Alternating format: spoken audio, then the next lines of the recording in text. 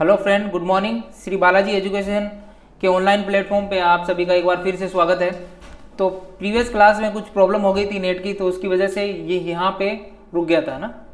तो वो वापस वहीं से स्टार्ट करते हैं। ऑस्कल्टेशन। ऑस्कल्टेशन क्या होता है?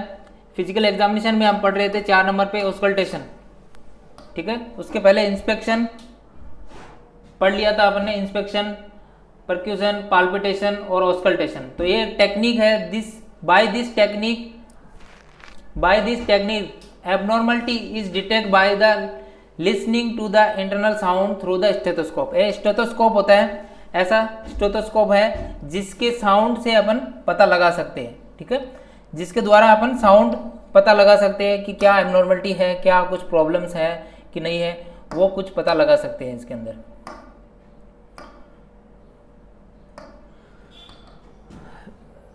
स्टेथोस्कोप के द्वारा through this the sound of blood flowing in heart, lungs, stomach, blood vessels, vascular sound usually heart the voice of heart analyse flow in the grounds. इसके अंदर क्या करते हैं अपन? हार्ट साउंड सुन सकते हैं, जैसे बीपी चेक वगैरह करते हैं तो भी स्टेथोस्कोप की जरूरत पड़ती है ना। तो हार्ट साउंड सुन सकते हैं, लंग साउंड सुन सकते हैं, उसके बाद में स्टोमक में ब्लडर साउंड सुन सकते हैं, ब्लड वेसल्स के कुछ साउंड सुन सकते हैं, वेस्कुलर साउंड्स यूजुअली हार्ट। इस स्टेथोस्कोप के द्वारा अपन ये काफ़ी साउंड सुन सकते हैं। उसके बाद में इसमें क्या क्या साउंड आता है? हाई पिच साउंड सुन सकते हैं। साउंड की इंटेंसिटी कितनी है, कितनी देर तक साउंड है, ड्यूरेशन कितना लंबा है, क्वालिटी क्या है साउंड की, ये सब साउंड अपन स्टेथोस्कोप के द्वारा सुन सकते हैं। इसके बाद में रोल और responsibility of the nurse physical examination. Physical examination में नर्स की क्या रेस्पॉन्सिबिलिटी है, रोल क्या है उसका?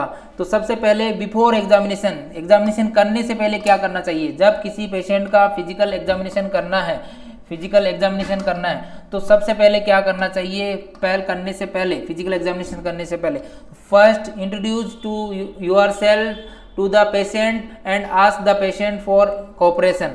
सबसे पहले अपने आप को इंट्रोड्यूस करना है पेशेंट को, उसके बाद में क्या करना है? एग्जामिनेशन करना है। सेल्फ इंट्रोड्यूस करोगे तभी पेशेंट क्या करेगा? आपके साथ में कोऑपरेट करेगा, ठीक है, कोऑपरेट करेगा। उसके बाद में provide prior information about the test of the patient, और उसको provide prior information about the test of the patient. आप क्या टेस्ट कर रहे हो उसकी इंफॉर्मेशन पेशेंट को देनी चाहिए, है ना। प्रायोरिटी इंफॉर्मेशन, वो जो प्रायर इंफॉर्मेशन है वो उसको देनी चाहिए। उसके बाद में तीसरा है the nurse should be keep all necessary equipment ready before the test. Test से पहले सारे जो इक्विपमेंट है, जो आर्टिकल्स है, वो उस टाइम प्रेजेंट रहने चाहिए। ऐसा नहीं है कि एक एग्जामिनेशन करने के बाद में इक्विपमेंट याद आ रहे हैं, बीच में लेने के लिए जा रहा है, तो सारे इक्विपमेंट जो है नेसेसरी वो उसके पास में बिफोर टेस्ट रेडी रहने चाहिए। सारे टेस्ट के लिए सारे इक्विपमेंट वगैरह साथ में होने चाहिए। उसके बाद में inform about the time taken for the particular process. इस प्रोसीजर में कितना टाइम लगेगा ये भी पेशेंट को बताना है। आप 2-3 घंटे लगा दो ये प्रोसीजर करते करते, तो वो कितना टाइम लगेगा वो पेशेंट को बता देंगे तो वो कोऑपरेट करेगा। उसके बाद में it is the duty of nurse staff to provide the patient with appropriate position required for the test. अभी जैसे मैंने पोजीशन पढ़ाई है ना, कुछ टेस्ट के लिए प्रॉपर पोजीशन चाहिए। प्रॉपर पोजीशन, वो वाली पोजीशन में ही एग्जामिनेशन कर सकते हैं, फिजिकल एग्जामिनेशन कर सकते हैं। सुपाइन पोजीशन में, जैसे प्रोन पोजीशन में, या फिर लिथोटोमी पोजीशन में, नी चेस्ट पोजीशन में। तो वो जिस टेस्ट के लिए जो पोजीशन सही है वो पोजीशन, प्रॉपर पोजीशन उसको प्रोवाइड करनी चाहिए टेस्ट के रिक्वायरमेंट के हिसाब से। तो ये आपको पहले ही ध्यान में रखना है कुछ चीज़ें एग्जामिनेशन करने से पहले। और एग्जामिनेशन करते टाइम आपको क्या ध्यान रखना है? ड्यूरिंग एग्जामिनेशन आपको एग्जामिनेशन करते टाइम क्या ध्यान में रखना है? तो वो है systematically assess the patient from head to toe systematically assessment करना है। हेड से स्टार्ट करना है, टोई तक एग्जामिनेशन करना है। ऐसा नहीं है बीच में से स्टार्ट कर दो या फिर उल्टा स्टार्ट कर दो। तो आपको क्या करना? सिस्टमेटिकली स्टार्ट करना है examination. Keep telling the patient about each step, जो हर स्टेप है उसके बारे में पेशेंट को बताना है। जितने भी स्टेप है उसके बारे में पेशेंट को बताना है, ईच स्टेप के बारे में पेशेंट को बताना है। Second point. उसके बाद में next point avoid any negative comment about the patient, patient के ऊपर कोई भी नेगेटिव कमेंट नहीं कसना है, उसकी बॉडी को लेकर कोई भी कुछ भी रीजन से उसके ऊपर कोई भी नेगेटिव कमेंट नहीं कसना है ना। ड्यूरिंग प्रोसीजर आप उसके ऊपर कोई भी नेगेटिव कमेंट नहीं कर सकते, नेगेटिव कमेंट नहीं बोल सकते उसको। उसके बाद में आफ्टर असेसमेंट, ये तो हो गया ड्यूरिंग के, यानी जब आप असेसमेंट कर रहे थे उसके टाइम क्या क्या ध्यान में रखना है, और अब ये प्रोसीजर यानी फिजिकल एग्जामिनेशन कर दिया उसके बाद में क्या क्या ध्यान रखना है, बाद में क्या देखना है, आफ्टर क्या रखना है। तो provide comfortable position to the patient and provide post procedure care, पहले क्या करना है, जिस पोजीशन में था पेशेंट उसको उसके अकॉर्डिंग वो पोजीशन में कंफर्टेबल पोजीशन में वापस उसको लेटाना है, उसको जो कंफर्ट पोजीशन लगे। जैसे पेशेंट को आपने पहले लोथोटोमी पोजीशन या कोई भी पोजीशन में एग्जामिनेशन किया, उसके बाद में एग्जामिनेशन करके उसको वापस उसी की कंफर्टेबल पोजीशन जिसमें पेशेंट खुद कंफर्ट फील करे, मतलब उसमें उसे रिलैक्स महसूस हो, वो वाली पोजीशन प्रोवाइड करनी है। उसके बाद में प्रोवाइड प्रोसीजर केयर, और उसको प्रोसीजर केयर प्रोवाइड करनी है। उसके बाद में नेक्स्ट है inform the patient that the physical examination is complete, और फिजिकल एग्जामिनेशन कंप्लीट होने के बाद में पेशेंट को क्या करना है, इन्फॉर्म करना है, बताना है कि आपका प्रोसीजर कंप्लीट हो चुका है, ये उसको इन्फॉर्मेशन देनी है, फिजिकल एग्जामिनेशन कंप्लीट है ना। उसके बाद में wash hand after procedure as per medical asepsis है ना, और आपको प्रोसीजर करने के बाद में हैंड वॉश करना है। प्रोसीजर करने से पहले भी हैंड वॉश करना रहता है और बाद में भी हैंड वॉश करना रहता है। हैंड वॉश प्रॉपर टेक्निक से करना चाहिए, सेप्सिस, और जैसे सर्जिकल हैंड वॉश भी रहता है, कुछ सर्जरी के अंदर करने को रहता है, और अगर मेडिकल हैंड वॉश रहता है वो 7 स्टेप रहते हैं, वो प्रॉपर स्टेप के साथ हैंड वॉश करना चाहिए क्रॉस इन्फेक्शन से बचने के लिए।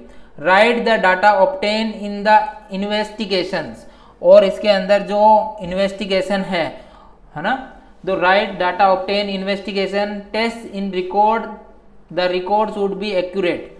रिकॉर्ड क्या है, जो इन्वेस्टिगेशन किए, जो फिजिकल एग्जामिनेशन किए है वो डाटा लिखना चाहिए, और रिकॉर्ड क्या है, हमेशा करेक्ट होना चाहिए, ठीक है। The record should B correct और एरर फ्री, यानी कोई भी उसके अंदर एरर नहीं होना चाहिए, एरर फ्री होना चाहिए।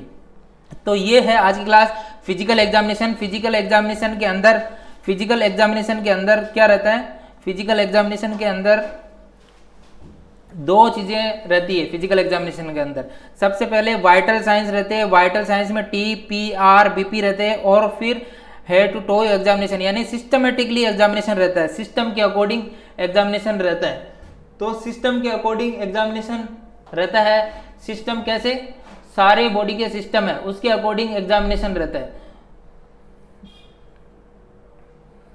जो पिछली क्लास में पढ़ा चुका हूं कि सिस्टम के अकॉर्डिंग एग्जामिनेशन रहता है। पहले वाइटल साइंस एग्जामिनेशन करेंगे, उसके बाद में वाइटल साइंस करने के बाद में पेन लेवल, उसका पेन का लेवल चेक करेंगे। पेन लेवल चेक करने के बाद में क्या रहते हैं, न्यूरोलॉजिकल फंक्शन रहते हैं, उसके ओरिएंटेशन वगैरह, और पल्मोनरी फंक्शन चेक करेंगे। उसके बाद में उसके कार्डियोवैस्कुलर असेसमेंट चेक करेंगे, गैस्ट्रोइंटेस्टाइनल असेसमेंट चेक करेंगे, जेनाइटल यूरिनरी असेसमेंट चेक करेंगे, ब्लडर डिस्टेंस चेक करेंगे, स्किन डिसऑर्डर असेसमेंट चेक करेंगे, सेंसरी फंक्शन चेक करेंगे। उसके बाद में साइको सोशल असेसमेंट चेक करेंगे।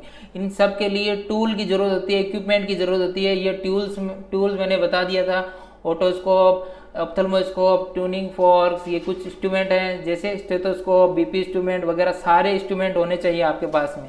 और पेशेंट को प्रॉपर पोजीशन, कौन सी पोजीशन में देना है, एग्जामिनेशन करना है। उससे पहले हेड टू टो एग्जामिनेशन करने के लिए जनरल असेसमेंट करते हैं, पेशेंट की हाइट और वेट चेक करते हैं, वाइटल साइंस चेक करते हैं, ऑप्थेल्मोस्कोप एग्जामिनेशन करते हैं, ऑटोस्कोप करते हैं, लंग्स एंड हार्ट साउंड सुनते हैं, गैस्ट्रिक ऑस्कल्टेशन करते हैं, और ब्रेस्ट पाल्पिटेशन करते हैं, मतलब ब्रेस्ट में कोई गांठ वगैरह है ये चेक करने के लिए। लीवर पाल्पिटेशन करते हैं, डीप टेंडन परक्यूजन करते हैं, जेनाइटल एग्जामिनेशन करते हैं, रेक्टल एग्जामिनेशन करते हैं, रेक्टम का एग्जामिनेशन करते हैं।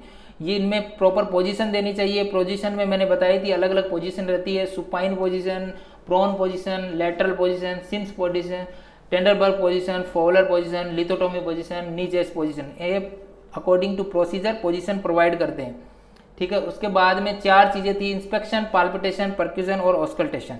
ये मैंने पढ़ा दिए हैं, आप क्लास में देख सकते हो, ये एग्जामिनेशन करने में हेल्प करते हैं। तो ये चीज़ें आपको ध्यान में रखनी है। Thank you so much. Class को ज़्यादा से ज़्यादा लाइक करें, सब्सक्राइब करें। Thank you so much.